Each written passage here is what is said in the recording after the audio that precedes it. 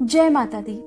आप सभी को शारदीय नवरात्रि की हार्दिक शुभकामनाएं। माता रानी आप और आपके परिवार की सदा रक्षा करें। माँ भगवती का 5वां अवतार है माँ स्कंद माता, और आज के इस वीडियो में मैं आपको बताऊंगी माँ स्कंद माता का प्रिय रंग कौन सा है, प्रिय भोग कौन सा है, पूजा करते समय किन किन विशेष मंत्रों का जाप आज के दिन आपको करना चाहिए।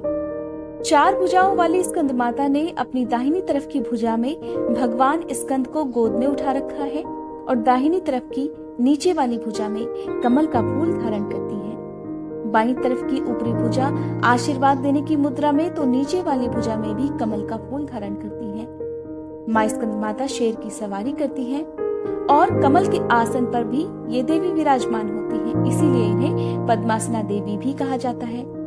स्कंद माता का प्रिय रंग होता है पीला, और इन्हें भोग में केले का भोग बहुत प्रिय होता है। आप भोग में चाहें तो कोई भी पीला फल, या आप चाहें तो इलायची, पान, सुपारी का भोग भी आज के दिन स्कंद माता को अर्पित कर सकते हैं। स्कंद माता संतान की रक्षा करने के साथ साथ संतान सुख भी प्रदान करती हैं।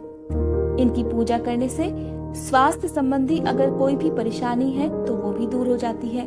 अगर आत्मविश्वास में कमी हो तो स्कंद माता की पूजा करनी चाहिए।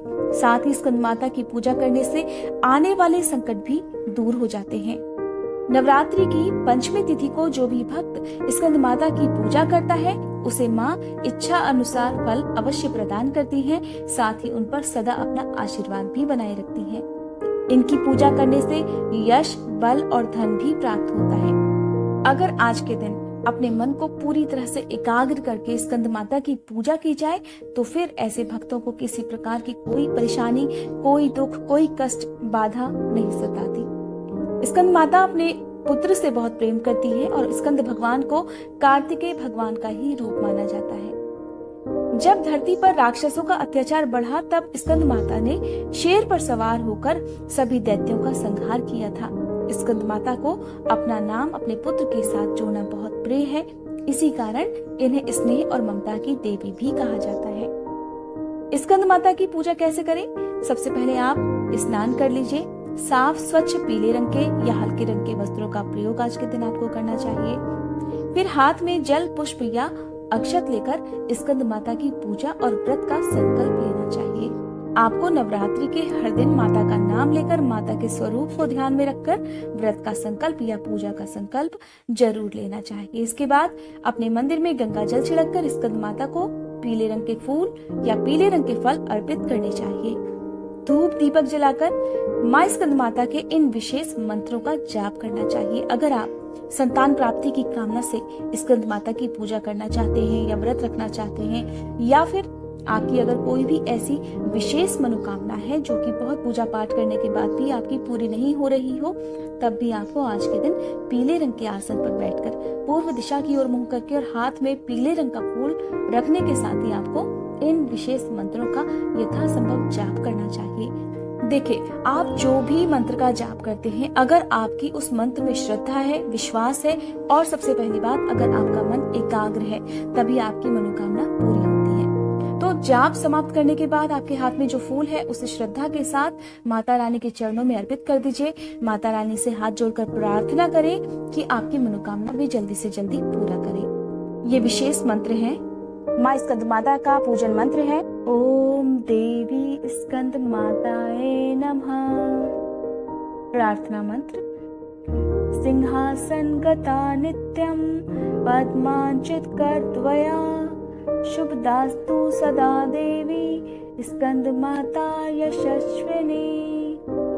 माँ की स्तुति मंत्र या देवी सर्वभूतेषु माँ स्कंद माता रूपेण संस्थिता नमस्तस्यै नमस्तस्यै नमस्तस्यै नमो नमः। अगर आपकी संतान संबंधी कोई समस्या है और उसके निवारण के लिए आप इन मंत्रों का जाप करना चाहते हैं तो अपने हाथ में 5 या 7 हरी इलायची रखकर इन मंत्रों का जाप यथासंभव करना चाहिए, और उसके बाद आप श्रद्धा पूर्वक इन इलायचियों को माँ दुर्गा के चरणों में अर्पित कर दीजिए।